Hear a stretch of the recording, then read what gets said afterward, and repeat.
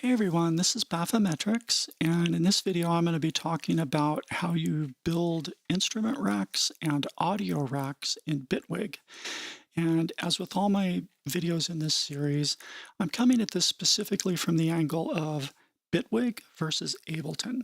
So what are the pros and cons of rack building in Bitwig versus Ableton? What kind of extra things can you do that you can't do in Ableton, and what do you lose if you move from Ableton to Bitwig? So for people who are watching this that might not be Ableton users, maybe you're aware, maybe not, that one of the killer features of Ableton is its audio and instrument racks. You can build crazy, crazy complex racks, parallel processing, serial processing, all sorts of complex things that can do some pretty extreme sound design inside of the DAW, and that's why a lot of electronic musicians like Ableton a lot.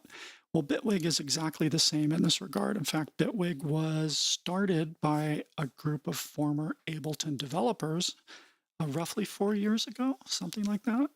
And they're just going gangbusters, and they're writing Bitwig in Java rather than Ableton is a very old app that was originally written in C++, and like a lot of old apps, it has a lot of technical debt, which means it's hard to change things. It's hard to improve and change things because you've got all this old code that's really tricky to change. You just break things right and left when you try and add new features or so on. So Bitwig is developing new features super, super fast, and they're using a newer language that's a lot more flexible and a different kind of architecture. And so they keep improving this, their set of rack building tools with like every release. They come out with new devices, new modulators. It's really impressive. And I mean, Ableton, of course, they add new things with all of their major releases, but Bitwig's doing it at a pretty rapid clip, because they have a lot less technical debt to contend with, and they have a newer architecture, sort of like they learned some lessons from Ableton, and they avoided some of the things that cause problems with development for Ableton. So in a nutshell, the device rack in Bitwig looks almost exactly the same as the device rack in Ableton. If I'm in my browser here and I want to add something like a filter to this drum sample, this drum loop, right? I can add that device. If I want to add an EQ after that, I can add that device, and so on. And it's just a sequential chain of devices. So far, exactly like Ableton. Let me just simplify this a little bit. Here's the original drum sample with the filter turned off. Here's with the filter turned on. Okay. So far, no big difference between Ableton and Bitwig. The next thing we should talk about is in Ableton, you can group a whole set of devices and make parallel processing chains and start getting kind of funky with multiple chains in a single device group. So Bitwig has a similar concept. In Bitwig, the containers, there's actually 3 types of containers in Bitwig, and I'm going to use this version of the browser simply because I have a predefined collection that kind of puts all the different containers in one place. All these things with a white symbol that looks like a folder, these are what Bitwig calls container devices, and they don't do anything by themselves. They're just made to hold other devices. So in Ableton, you have a group. That's it. That's your only container, an instrument group or a device group. And you can create multiple parallel chains in an instrument group or a device group and add things to each chain. And then you have some parallel processing going on. Bitwig has a lot more groups, all these white things. So let's talk about these one by one. Chain is a simple serial group. So inside of a chain, there's a little container, like an interior container called the chain itself. And if I click this, you get this blue indicator. And if I click the blue plus sign and add something like the filter to it, This blue bracket indicates that this filter device is inside of this container called chain. And you can even see this little gray rectangle right here. And you can see a little white arrow when I hover over this. I can expand or collapse the chain. That little tiny shaded rectangle you see indicates that there's one device in the chain. If I click the blue arrow here, I can add another device to the chain, like just pick something like FabFilter Pro Q2. So there's a VST in the chain. And now you can see there's two little boxes here. So you can look at any device that might be collapsed. Let's see.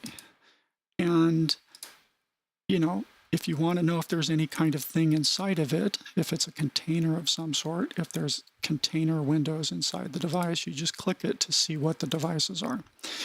And then other devices, let's get rid of this fab filter and let's put in a different thing that I know has some kind of container in it. Let's actually put in one of Bitwig's EQs. Nope, that's not a good one. Let's do EQ DJ. Nope, that's not a good one. Let me find something here. Ladder. No, come on.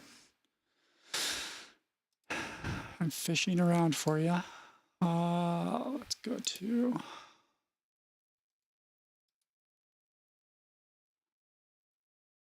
Come on, one of these is going to have what I'm looking for. There we go.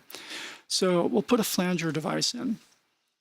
So this flanger and this filter are a sequential chain of devices inside this one container called chain. Now flanger itself has another container channel inside of it called wet FX. So anything you put in here is going to process only the wet output of the flanger. So if I click this, I can now start adding something like an EQ inside of the wet effects to tailor the sound of whatever the wet flanged effect is, right? And you can see that Bitwig uses different colored brackets to indicate where containers start and stop. Like if I add another device to the chain container, let's just add a simple compressor, right? Now you can see the blue bracket shows me that I've got 3 devices inside of this larger chain container. And then one of the devices has its own container with a different color bracket. And you can see what's in that container. And you can collapse all these and shrink them and have everything nice and neat. So, for example, let me just get rid of this for a minute. I'll bring in some of my own presets I've made. Here's an example of something called a faraway rack, which is a fairly simple device. And on the surface, it doesn't look like there's much going on, right? I just have one knob that says far away. This is for pushing a sound back in the sound stage. But if we start drilling into it, we see that at the top level, it's got 2 devices, and they're both deactivated at the moment. And I'll explain how that works a little bit later, but let me activate it and start modulating some things with this knob. So just like a macro in Ableton, you can see that this one knob is modulating some EQ filter points. It's modulating this reverb time. It's modulating the wet-dry mix of this reverb, and so on. And if you look and pay close attention, you'll see this little gray blob right here in the wet FX chain. So if I click this, we can see that this reverb has another EQ inside of the wet FX that's just shaping, it's doing some Abbey Road style slotting and shaping of the wet output from the reverb, right? Not the dry output.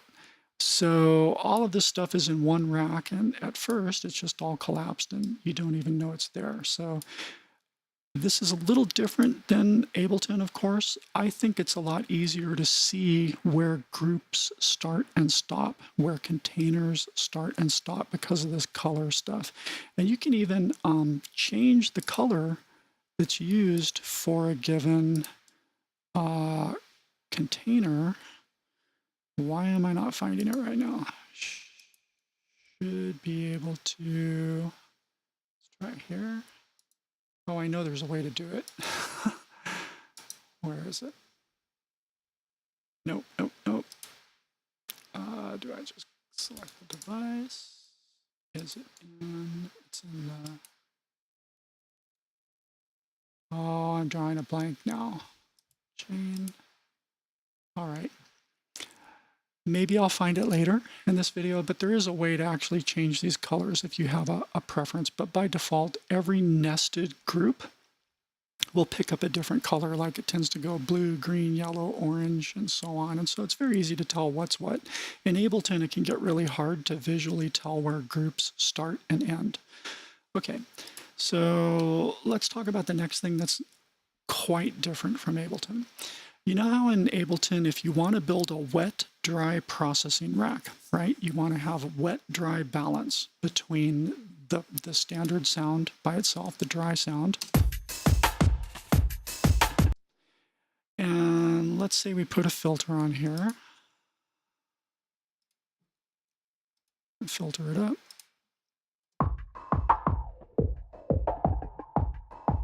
Okay.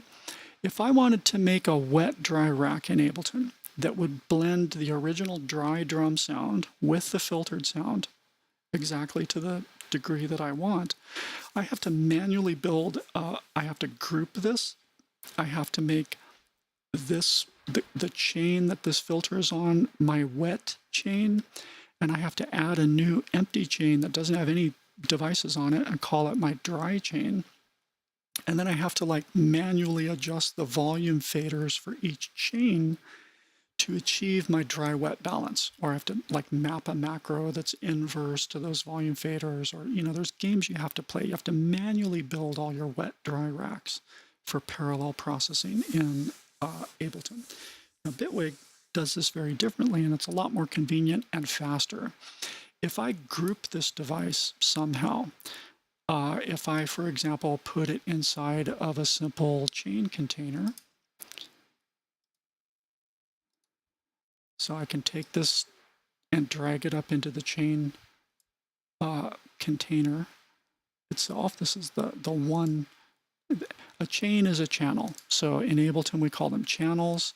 In Bitwig, they call them chains or channels, depending, but mostly we call them chains. So you'll notice there's this mix knob on the container itself, and watch what happens when I use it.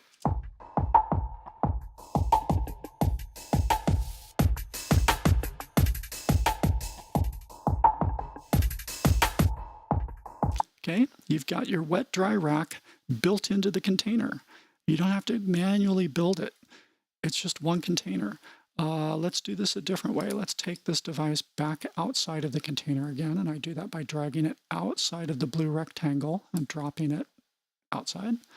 We'll get rid of this container.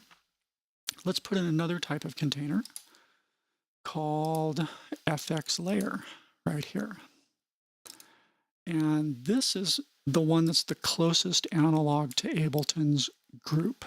So it's a layer, which means parallel processing, parallel chains.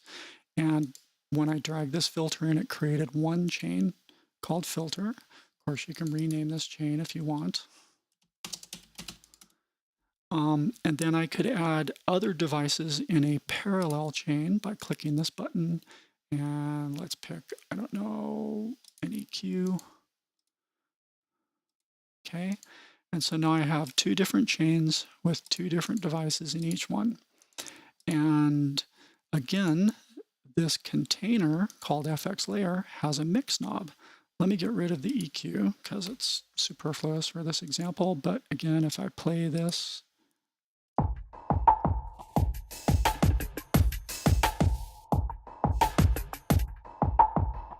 okay, so the first big difference is wet-dry mixing is handled by the container, and that's marvelous.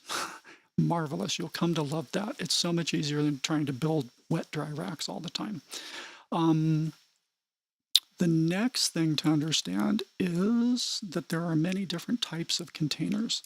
So I'm going to get rid of this again, and I'll get rid of filter, and we'll just talk about the different container types for a minute. In Ableton, you have an instrument group and you have a device group. And that's pretty much it. Those are your two containers. One's for MIDI instruments, the other one is for audio devices or VST, audio VSTs. So in Bitwig, there's a lot more of these container types. I'm filtering down to just the things that come with Bitwig, and I've got a collection called containers to just kind of narrow it down to what I think of as containers. And mostly it's these things with the white icons. Those are the containers. So briefly, one of them is chain, and this is a sequential serial processing chain.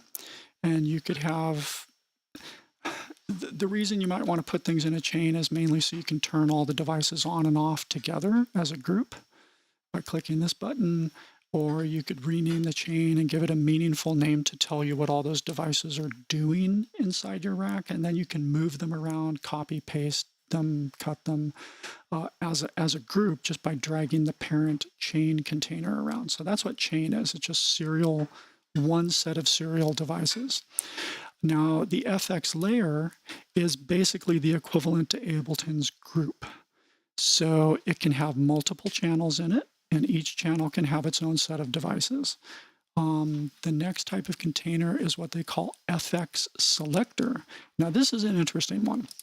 I'm going to make this the FX selector, and it's telling me right now that it's empty. And I'm going to take a filter and put it in this first chain. Right? And then I'm going to create a new chain. Oh, you're not going to let me do it this way, are you? Okay. Create a new chain, and here I'm going to put another filter. Same exact plugin. And I'm going to set this filter to have one sound. Let's go really muddy. And then this filter, I'm going to switch to it and set it to have a different sound. Okay. So I have two different filters, and they have different settings. And I can toggle which one I want to hear. It's a single serial rack of effects, and I could drop as many things into each of these channels as I wanted, but they have a button that toggles between them. They don't play at the same time. They're not parallel. So think of it like you could build this in Ableton if you grouped a filter and then expanded open the thing that shows the chains on the group, and then added more chains, and then you'd toggle another little thing that shows you the index selector for those chains, and you can drag that little blue thing at the top of the index selector, these tiny little increments to like pick which chain you want it to play, and you could map that to a macro knob, and you could make a macro knob that would like jump between your different chains in that group. Okay, so you can do this in Ableton, but here it's just a first-class device with nice convenient buttons. It does the toggling and indexing for you. You can give these unique names like filter low and filter high, right? Now what's really cool is when it comes to automation, if I were to add this index to an automation lane and come over here and hiding, right now you're on filter high. So we'll start my automation point there, and then let's say I want to start with filter high, and then I want to drop it down to filter low automatically. So it would sound like this. And watch what happens down here with these toggles as this track plays.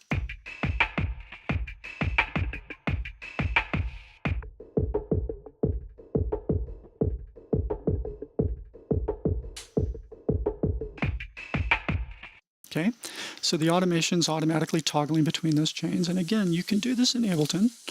It's just more convenient here. First of all, it set up all the little funky extra things I would have to do in an instrument group. It's just done for me automatically. Number two, in the automation lane, these points actually tell you not only the index chain number, but the name that's on the that you give to each channel. So it's just super convenient, especially if you have like 6 or 7 chains or 10 chains.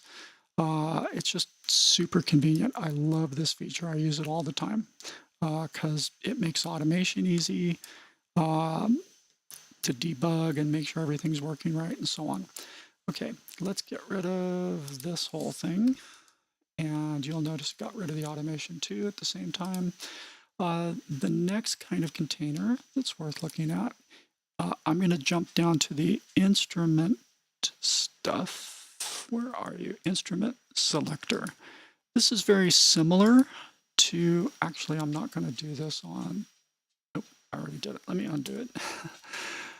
I'll talk about hybrid tracks later. Let's make a new MIDI track and do this on the MIDI track. So a MIDI track could have a similar kind of container called an instrument selector. And the basic idea here is, let me add a synth to this one like Serum, and bring in Serum. Let's pick some random patch.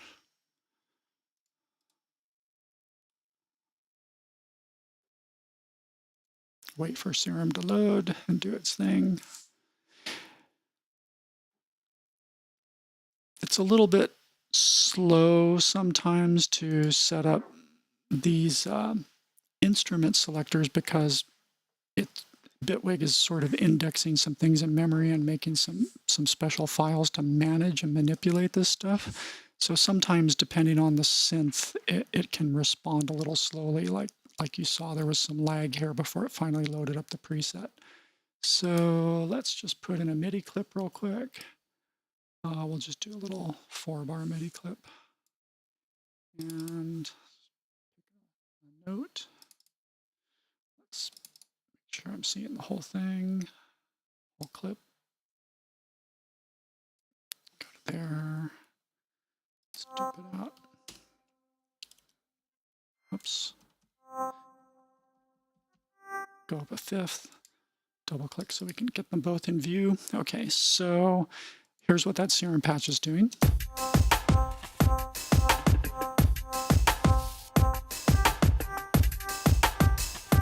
Okay, nothing exciting. Now, let's go back to the device chain and let's add a new synth. Let's pick a whole different synth this time. Let's pick, I don't know what, something small and simple to load. How about Thorn? And we'll just pick a random preset in Thorn. Actually, not a pluck. Let's do something a little more interesting. Let's do a sequence like this one. Okay, so you notice Thorn responded really quickly. Every synth is going to be a little different. So we have a Serum synth here in this selector chain, and we have a Thorn synth in this selector chain, and we can switch between them just by clicking the buttons. So here's the Serum synth.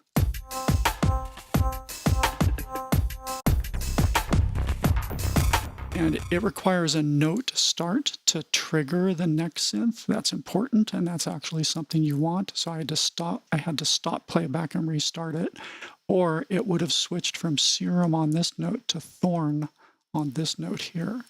Let's just let you hear that. Whoops, let me do it this way.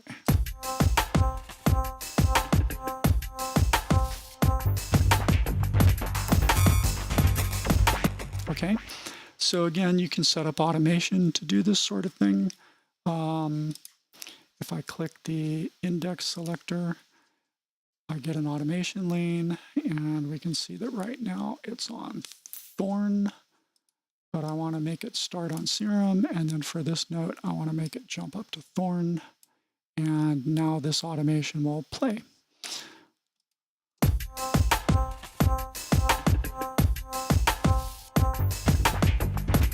Okay, so pretty useful concept. If you're the kind of person who likes to build palettes to work with as you prepare sound design for a song, like, you know, I'm writing a certain kind of song and I want a certain kind of aggressive drop synth noises, and so I'll play around with my synths and do sound design, and I might have 5 or 6 different things I know I want to bounce around between in a given drop or something.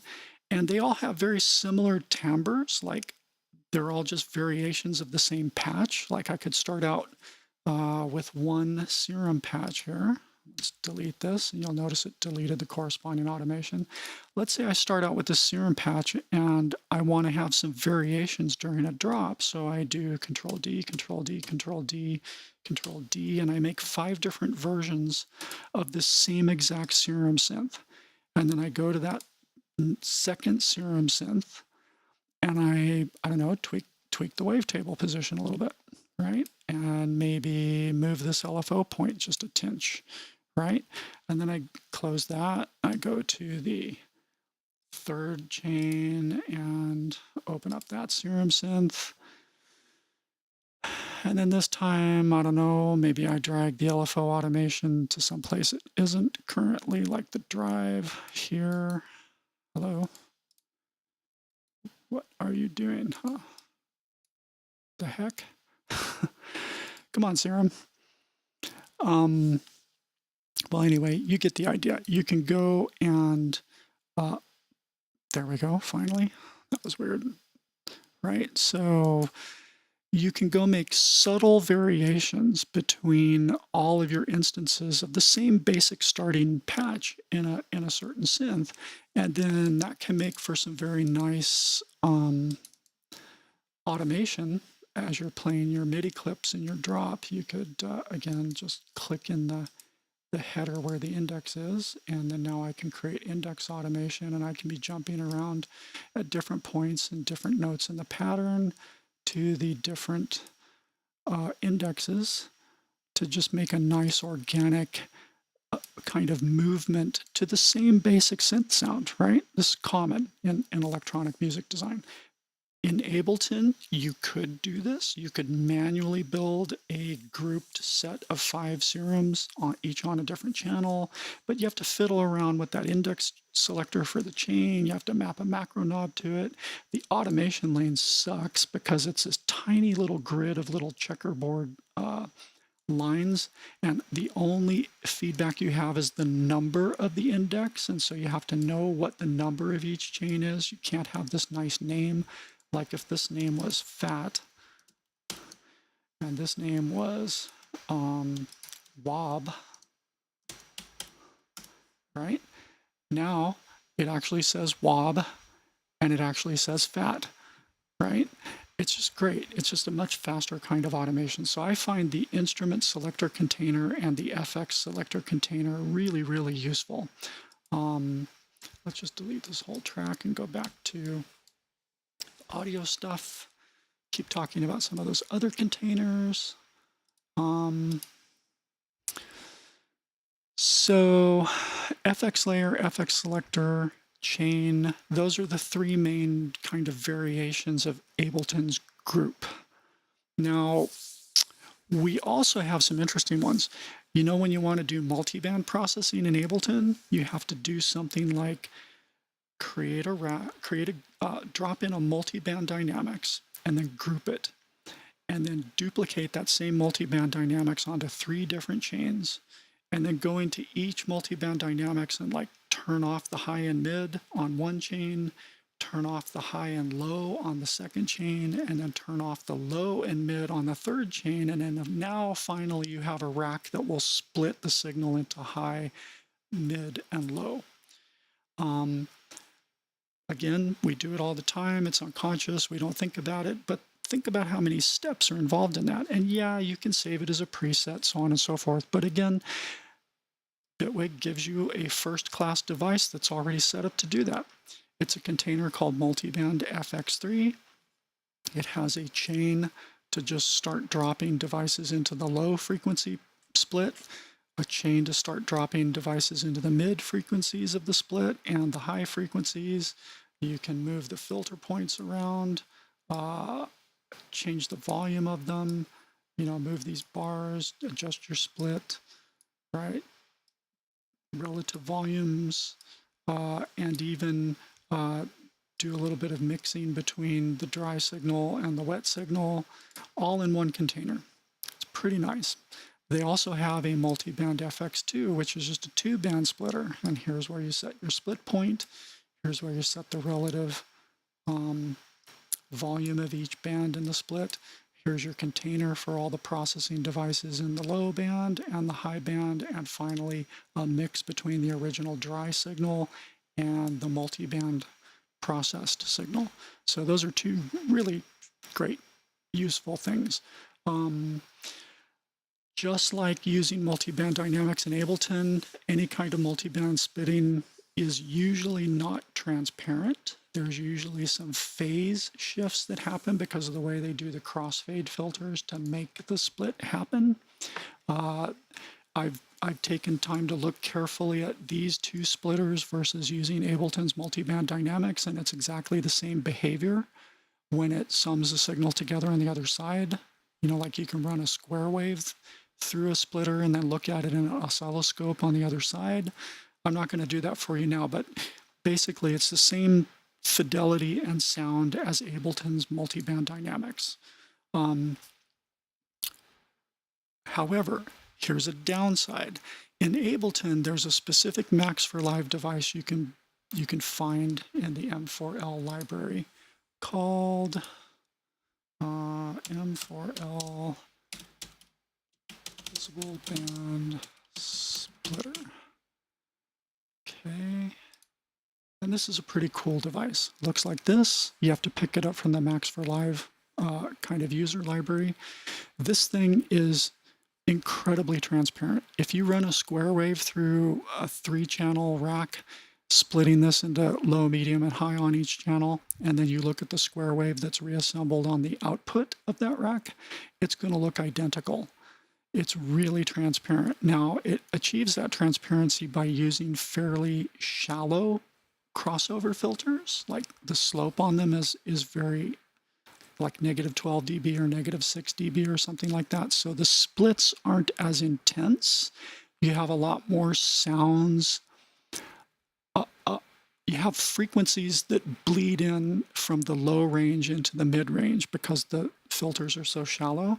So every splitter is going to have a different set of pros and cons, but if you're really looking for sheer invisibility, this is the way to go, and this is only available in Ableton, of course, because it's a Max for Live device. You don't have anything quite this transparent in Bitwig. At the end of the day, though, so much processing we do is destructive, and everything from an EQ to a compressor changes the waveform and introduces phase issues and all kinds of stuff. So if it sounds good, it is good, and these two multi-band splitters straight out of the box sound great. You know, if you run any signal through it, you won't hear a difference on either side if you haven't changed the balance of things. So it's good stuff. All right, then they have this thing called Replacer, which is an interesting kind of container. I'm not going to go into this, but yeah, I'm not even going to go into this. This is very special purpose, and you can read about this in Admiral Bumblebee's stuff about, let's see, I can show you that site. He's going to talk about that in one of these 3 articles right here. And you can find the link to his articles in my Bitwig Handbook in this reference link section right near the very top. Just follow this link. Stop that. Follow this link to Admiral Bumblebee, and you can find more details about this container called Replacer. Okay, XYFX is really, really interesting. This is literally what it sounds like. You can put 4 completely different device chains with completely different types of processing in each of the 4 chains, A, B, C, and D. And then you can either manually set a crossfade between the audio signal coming out of each chain, or you can click this little gear, and now you have an X knob and a Y knob that you can directly modulate with other modulators. So this gets just crazy.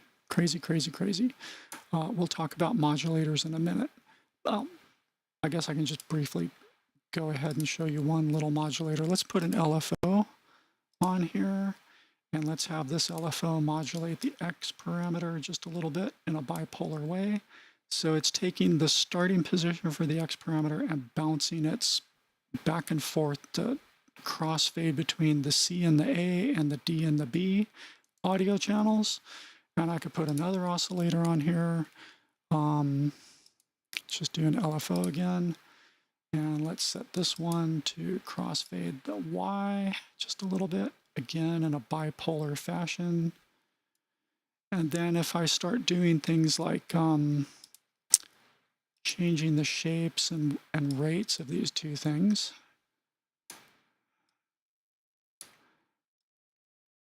and the phase and whatnot, now you can see it's doing some crazier modulation patterns because I've got these two LFOs affecting these two controls in different ways.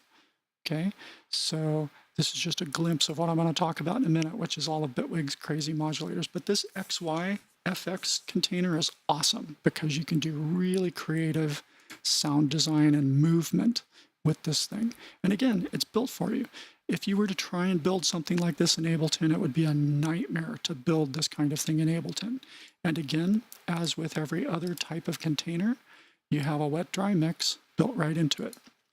How much of the original drums do you want versus how much of the affected crazy modulation going on here between all four of these audio device chains, right? So super, super stuff. And there is a instrument selector version of the same thing.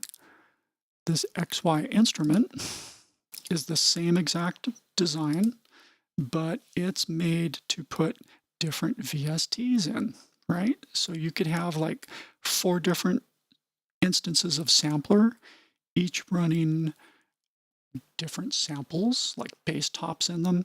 And then you could be doing this same kind of crazy modulation to bounce this thing all around between those 4 different bass tops, right? So amazing stuff. And again, because this is an instrument rack, it doesn't have a mix knob, right? Because you don't mix a dry signal with a wet signal when it's all wet signal being generated by the 4 different synthesizer-oriented channels, the MIDI-oriented channels. So that's why there's a different type of rack for instruments versus FX, because you don't need the mix knob. And there's also internal containers. This is common in a lot of the Bitwig devices. They'll have additional containers that are specifically like pre-processing chains and post-processing chains. So any device I put here, like this EQ, let's drop an EQ in here, for example. Show me all my devices, please. So let's say for some reason,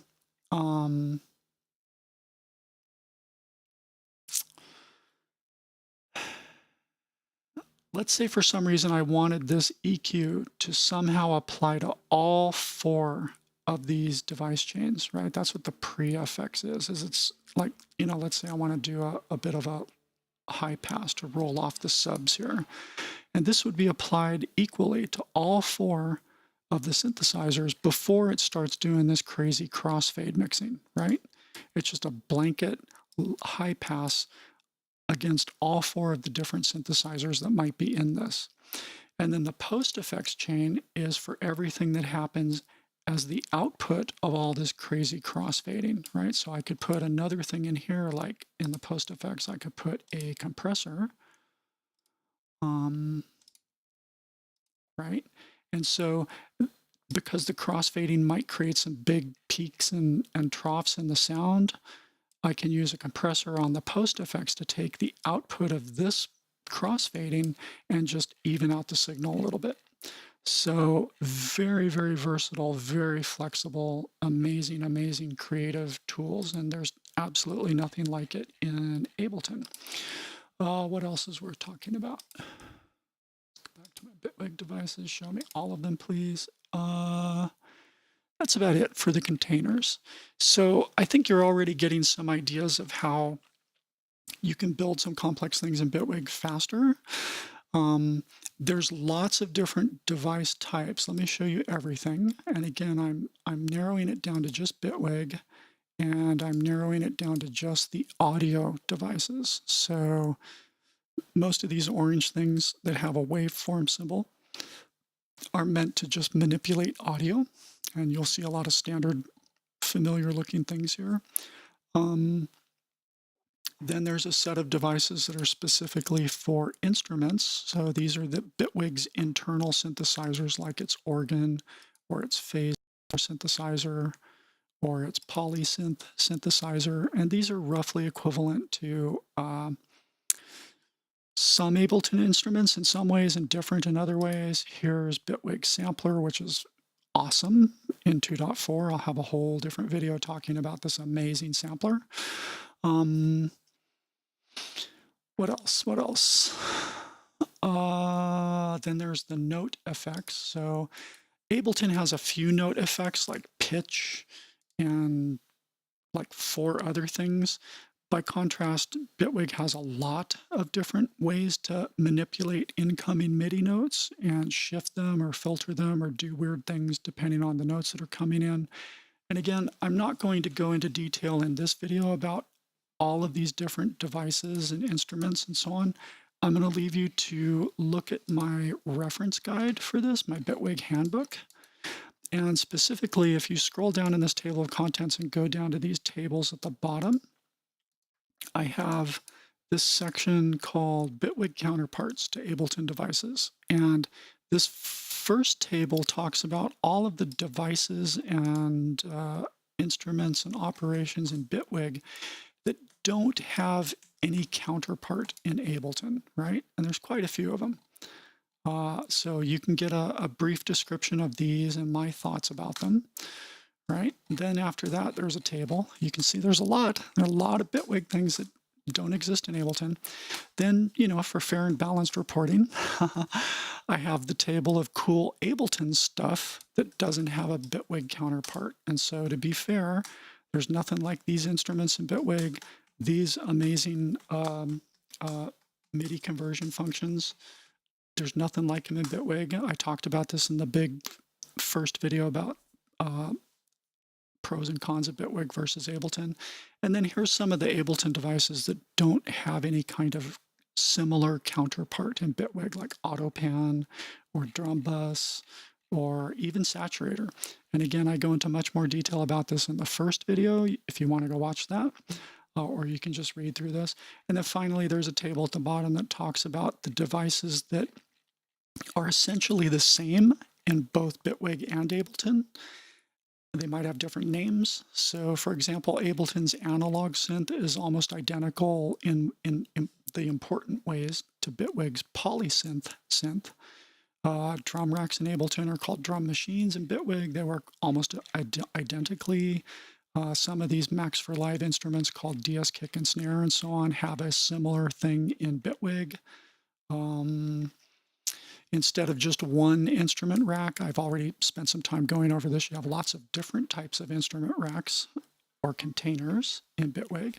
Operator has a pretty direct analog called FM4. Oops, that should be 1.4. Sampler, direct analog. Simpler, a lot of the features of Simpler are duplicated in Bitwig Sampler. Let's go to some other stuff. Arpeggiator, audio racks, auto filter, cabinet, chord, chorus, compressor, echo, erosion, actually, believe it or not, has a similar thing in Bitwig. They call it delay 1. The EQs, so on and so forth. So you can look through these tables and just kind of like cross off your list things you're interested in. And again, you can also go to the reference links section and look at any one of Admiral Bumblebee's articles where, for example, he goes into detail about all of these specific audio effects with lots of detail and screenshots and his opinion about them and what makes them cool. And he does the same thing for the instrument-related devices, so the MIDI-related devices, like he talks about some of the synths a little bit. He talks about the voice stacking feature, which is pretty cool. Imagine being able to do unison in a sampler. That's what voice stacking is. It's awesome. So he talks about a lot of the things that are in my lists. He finally gets down to, once he gets past the instruments themselves, he starts talking about the note effects. This is interesting if you want to learn what each of these note effects are good for and what they do.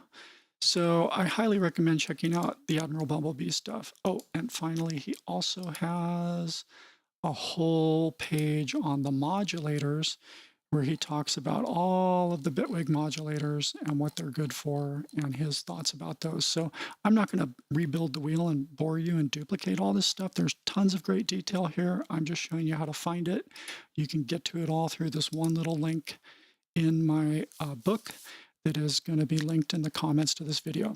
So the only thing I really want to show you about modulators is I showed you one little example with those LFOs a while ago, but let's just look at some of my pre-built racks for typical audio processing I do all the time. And let's talk about how they're built. And I can point out some details of the modulators there. The first thing to note is, let me enable these real quick. Let's say I want to have this will confuse you at first, and this is why I want to go over this. Let's say for some reason I want to have a knob, a macro knob in this thing that looks like a macro panel. Let's say I want to have this knob affect the frequency range of this filter right here. So I map it to frequency and it's mapped to this one. And if I start moving it up and down, you can see that the point moves with it, right? Now I want to also map this same this same knob to affect this frequency range at the same time for filter number 3. Well, how do I do that? Well, let me map it to a controller key and let me pick frequency 3. And well, what's going on? It's just very confusing. I don't understand. And you're gonna go crazy at first trying to do it the way you do it in Ableton. It doesn't work that way. And likewise, I can't right click on this and say map it to a controller key or automation lane or whatever. Doesn't really work quite the same way in Ableton. It's different. So I'm going to escape again. So you're going to be puzzled why you can't make a single knob to control multiple parameters. You can easily make a knob control one parameter like this one. And now this modulates filter number 3, this modulates filter number 2, but I can't do them both at the same time on one knob. What gives? That's lame, right? I struggle with this at first. So let's explain how it really works. And it'll start making more sense. So the first thing I'm going to do is just delete these 2 knobs because they're not necessary. Oop, did I delete my whole device? Let's go back to, put that back and let's do it the right way. I'll right click on this and delete the remote control. They call these knobs remote controls. We'll get into that in a second, what that means. But first I want to show you how to actually make one knob that controls multiple things. Like you see this doing. It's controlling all kinds of stuff at the same time. It's making these 2 filters sweep in from the outer edges. It's making this reverb time longer. It's making the wet-dry mix of this whole reverb thing get a little drier as I move this around. See those 4 different things moving? Okay, so it's possible to do it. It's just not obvious at first. So the trick is you do this multiple mapping of multiple parameters to one single knob using a modulator. And it's specifically a modulator they call knob. Where are you? Come here, knob. Okay, macro. They call it macro, my bad. So here's a macro like you think of a macro in Ableton. It's this one modulator right here. It creates this knob looking thing here. And if you click this little arrow and pick the thing you want to modulate, like this frequency range, and then, drag up till you see like how far is it going to modulate it. See this little blue, lighter blue line moving upward. I'm going to make it modulate the whole range. Okay, and then I let go. And then I turn off the mapping mode by clicking this little blue arrow again. And now if I hover over the arrow, you see that it turns that filter, this little filter section blue, which shows that's what this is modulating. You can also see that if you select this box and you look up here in the inspector, you can see that it's modulating something called freak 2 by 119%. So I might change this to be 100% instead to be a little more precise. So I'll double click this and make this 100. Okay, and so now if I move this knob, you'll see that it slowly moves what was originally the number 2 filter. Let me put these further away so it's a little more clear. You're going to see a little blue dot fly out from where this number 2 filter is. Let me put this up here so it's easier to see. And if I move this knob, see that little blue dot moving out to indicate how far the filter's moving. All right, so, and 100% is already the end of the the end of the frequency range, so it won't go any further from about here, right? However, if I were to set the original filter point way down here, then that 100% makes a lot, 100% movement range makes more sense. And now you can watch it. There's about halfway, and there's as far as it would go. And if I wanted it to go further, I could just grab this value up here and click it and start pushing upward with my mouse to make it wider. And now it'll go all the way to the end over on the other side. Okay, so these are the basics of how you assign a macro and then after the fact kind of adjust the macro. You could double click and type in a specific value, or you could just click with your mouse and drag, or do various things to like control and adjust the behavior of the range of how far you want this particular modulator to modulate something like this filter. Okay, but what if I want this same knob to also control this filter for number 3? Well, again, I can click the arrow and I can say, okay, also assign this to filter number 3. And in this case, let's take it downward. I'm going to go into a negative value this way. And you can see the little blue dot moving. So I can eyeball where I want to place it. Like I want it to go all the way down to exactly 100 Hertz. See how I'm dropping it on 100 Hertz there? So I let go. And then I click this to turn off mapping mode. And now this one knob is inversely moving those 2 filters, right? And it's that simple. So this is hidden inside a modulator. This is the macro modulator. And if I've hidden my modulators, I don't necessarily have access to it in this first shortcut panel, right? But I can add a mapping of a knob here to this knob. And now I can put my shortcut panel away and I get the same behavior here. Right? So this is the main thing that will confuse the hell out of you at first. If you start experimenting with Bitwig or you just decide to move to Bitwig, it's like, how the hell do I do macros? And this is how you do it. You don't just assign the obvious thing you see here. You create a shortcut. I'm sorry, you open up the modulator panel and you create a macro knob. You map that macro knob to as many different parameters as you want. And by the way, if I click this box here again, anywhere inside here, you can see up in the inspector on the left-hand side that it's now adjusting 2 different frequencies, and one of them's going in a negative direction, the other one's going in a positive direction.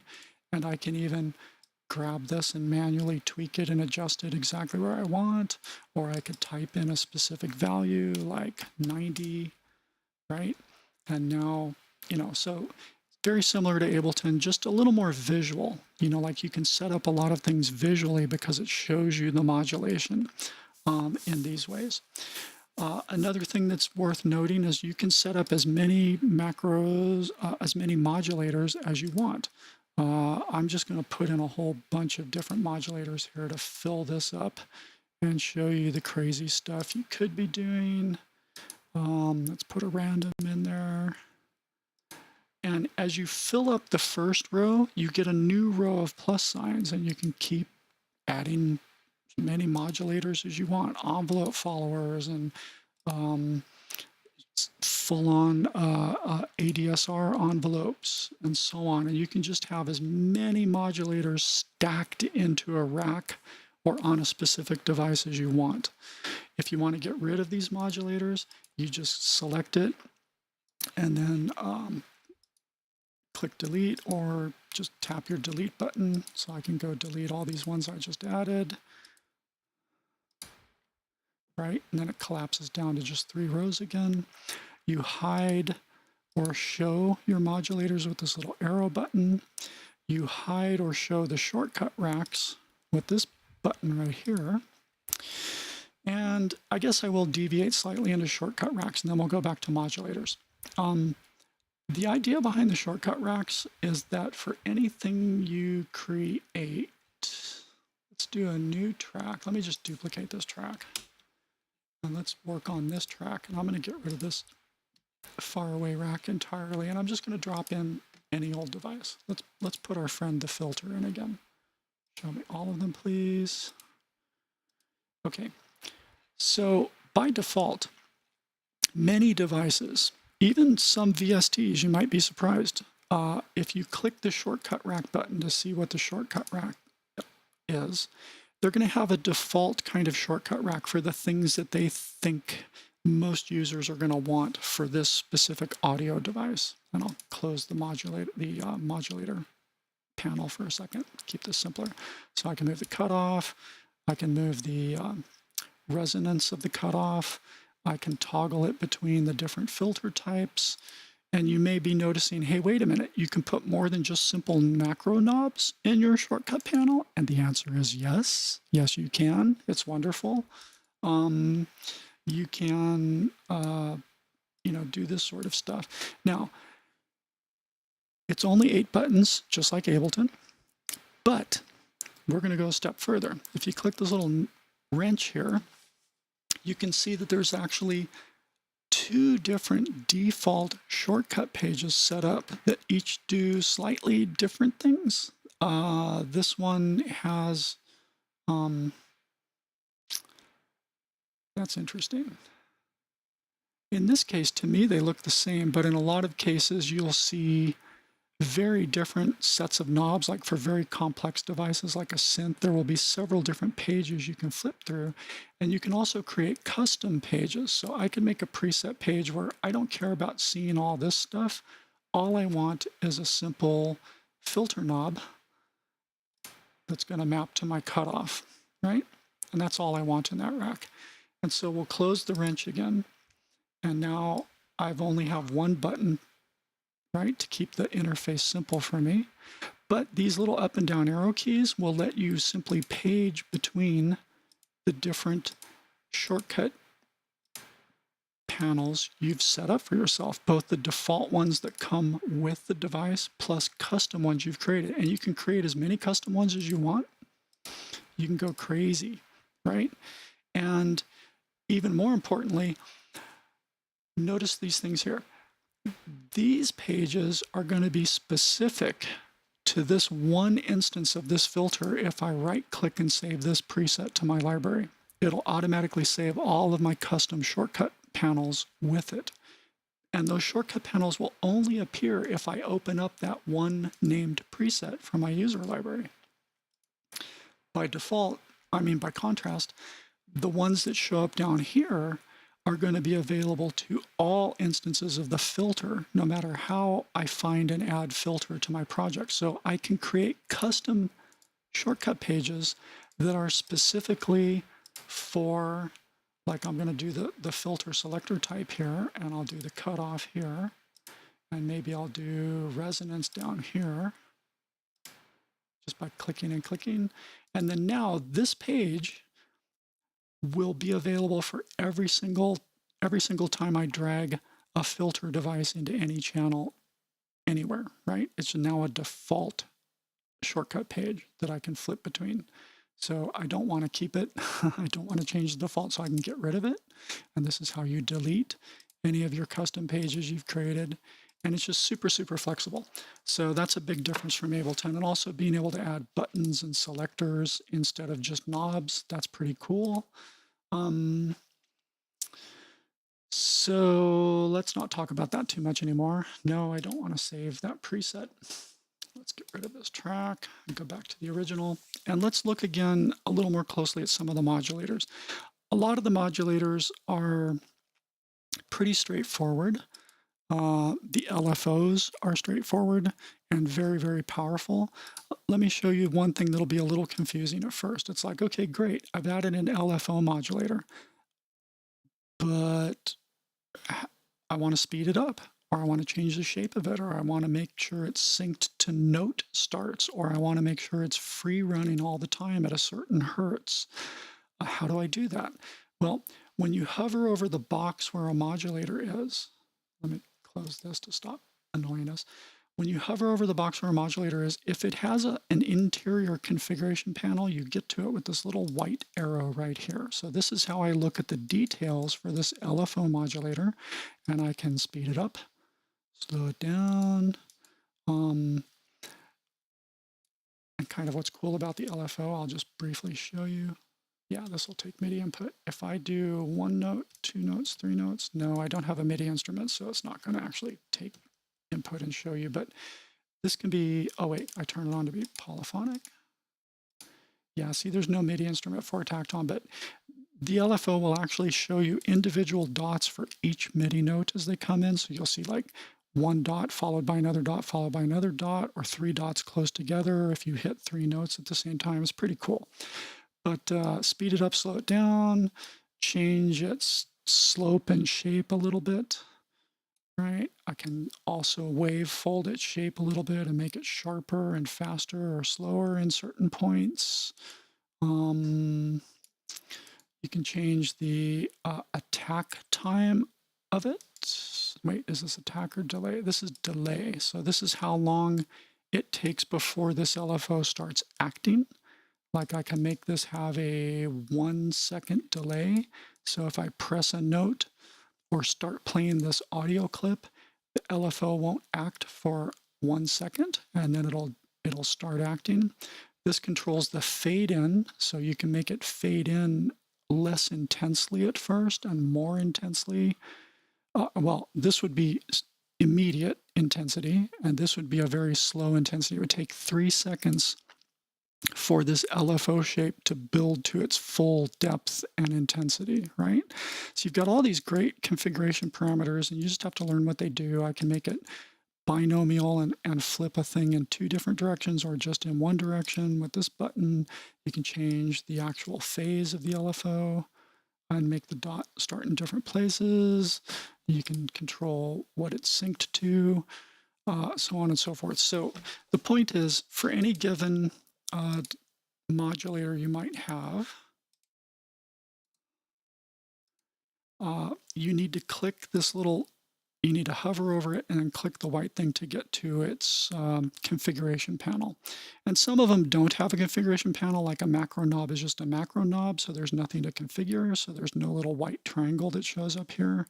It's only on the complex ones. Now, let's talk about, I only want to talk about the really interesting ones that I find incredibly powerful compared to Ableton. And the first one I want to talk about is what they call the polynome modulator. This looks intimidating. It doesn't have to be. You don't have to worry about the math behind it. If you know algebra really well, you can kind of figure out at a glance what this is doing and even guess at the right values to put in here. But the basic idea behind polynome is that it makes something that would normally be linear in its movement range, like from lower left to top right in a straight line, so that, for example, this output knob, if I take this output knob and go from here all the way to here, that movement is normally linear. It's like a 1-to-1. As I move it up, the value goes up by the same amount that I'm actually moving the position of the knob, right? But polynome can make things nonlinear, and that's really cool. Like there's a tiny bit of a more shallow slope right in this range here, and then the slope gets steeper as I move to the upper right corner. And I'm using this particular polynome thing to affect the delay time of my reverb in a non-linear way.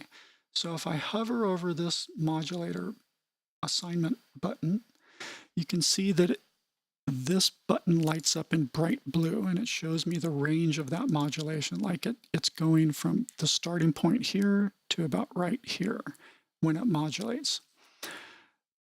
But what's interesting about it is if I, and then, then this knob here is also, wait, where are you?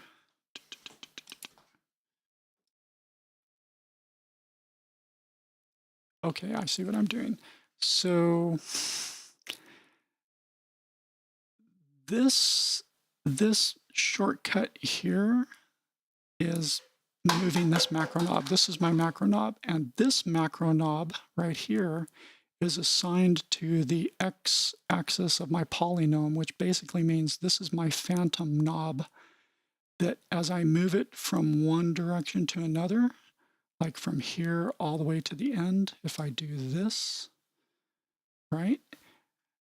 As I move this knob by this amount, this would normally be a linear movement. This is always a linear kind of movement on this specific knob right here.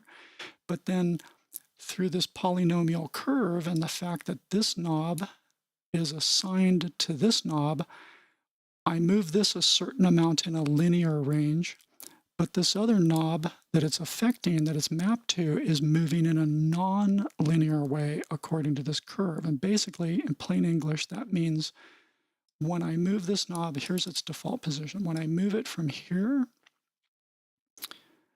to the halfway point, well, it's actually better if I think about it this way, because I'm this is the total range of movement on this knob is actually where you see the blue line from here to here. So this knob only moves about that much when I move this knob.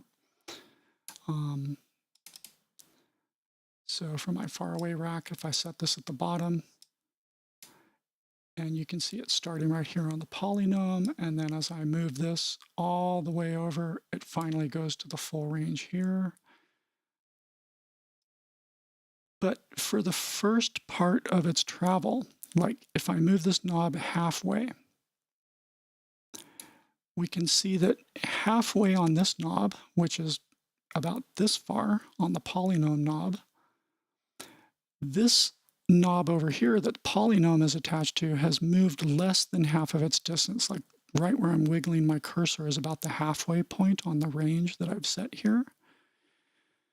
And then as I keep pushing the knob, it'll finally go all the way to its full range. And the reason I did this is because I wanted this particular rack to move my delay time very slowly at first. Like a big movement in this knob should equate to a fairly small movement in this knob. And that's what this slightly shallower, more flat slope right at the very beginning here is doing.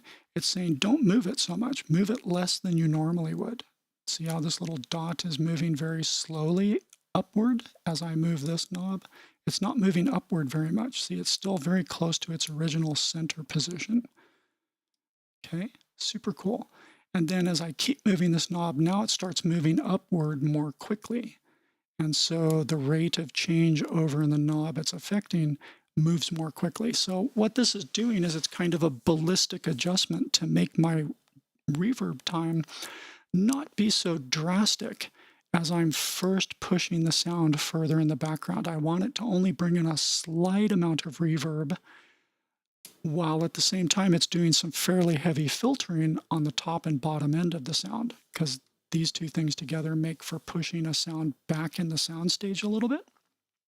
And then I want it to become more drastic as I start pushing this faraway knob way up. Like I want to make a sound really far back. And so I want the reverb to go up faster, and I want the filtering to keep moving at this kind of constant linear rate. Okay, so maybe this has confused the hell out of some of you, but trust me, there's been so many times in Ableton I wish I could make a knob move slower in some places and faster in other places, and that's what polynome does. And you don't have to understand the math to get this shape. You can just start dragging values around, and it's kind of like adjusting the slope on a compressor. Like if I want things to move faster, I can push it this way. If I want things to move slower, I can push it this way. And I can drag another knob. And you can just sit here and play with these knobs until you get a shape you want that you know is nonlinear. Like here's a really good nonlinear shape. It would go really slow at first and then even faster than I originally had it as I start moving this knob further. See how it's super? I'm moving this knob a lot. And this thing over here is barely moving. But now as I keep moving this knob, watch how much faster that line goes up on this other side. So you don't have to understand math, you just have to move things around until you get a shape you want that's nonlinear. Like you could even make this thing go in reverse and then go in another direction and so on. So polynomial is incredibly powerful. Ableton's got nothing like it, nothing at all like it. So this is one of my favorite little hidden gems. Of course, random is cool, right? How often do you wish you could assign a random value to something? So again, there's a speed at which it operates. There's kind of a depth of how much the randomness is. Here, like I can make it, this little yellow line represents how far it's moving above and below the center original value. So you can just play with these knobs until you get a kind of shape you want. And then you can control how much actual randomization is being made. Like this is a very small amount of change. This is a very big amount of change. You can control the speed. You can sync it to metric values, note values in your playback. You can have it trigger on each new note or be free running or be synced to the beat tempo. You can make it work in a monophonic way or polyphonically for each new note so that each new note you bring in will trigger at a different time and get a different set of randomized values. Very powerful. And again, then once you've set the way the randomness works, you can just select it and assign it to whatever you want. And then if this were on, we'll now see this value here jumping around randomly, right, on this knob over here. So random's pretty cool. There's just so many great modulators. I could go on forever, but you're getting the basic idea. Now, the next thing that's super cool to think about is you can have one modulator modulate not only knobs and values in your various devices, but you can have a modulator modulate other modulators. So let's think about that for a minute. I have this, let's put an LFO in here. And let's have this LFO modulate this filter right here by a fair amount. And we'll move it over here. So you can see it bouncing in a, let's lower the range a little bit. You can see this LFO is now making this one filter bounce back and forth from number 2 in a binomial fashion. Bipolar fashion. Okay, we'll stop the assignment. And I'll set it to be unipolar by clicking this button. So now it's only going to bounce from where it starts out in a positive way, back to the original, out in a positive way, and so on. Or I could select this, I could select this and go over here to the inspector and make this move in a negative direction instead, in a unipolar negative direction. But let's go back to bipolar, because this will be fun. So you're watching it bounce back and forth in a typical LFO kind of ballistic way. I can take this randomization knob and modulate the rate of the LFO movement. So I'm going to make this go in a bipolar way faster and slower by a little bit. And now I've got the LFO behavior, but now it's behaving like a drunken bumblebee, right? Sometimes it's faster, sometimes it's slower. And as I make this randomization a little more extreme, you're going to see it, like, let me make a really extreme shape here. Something like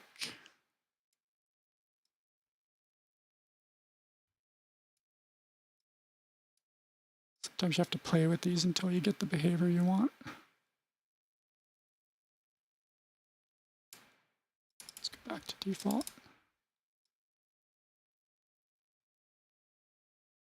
All right, that's pretty good. So here we see some wide randomization happening in a slow pattern, and you can see it affecting the LFO. Sometimes it's slower, sometimes it's faster.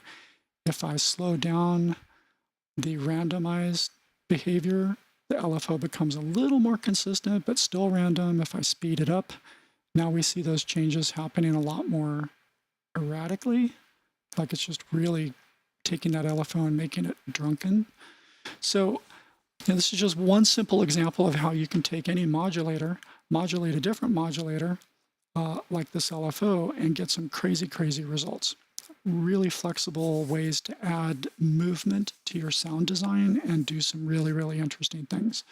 So I think that's all I really want to say about building audio racks and MIDI racks. Those are the highlights.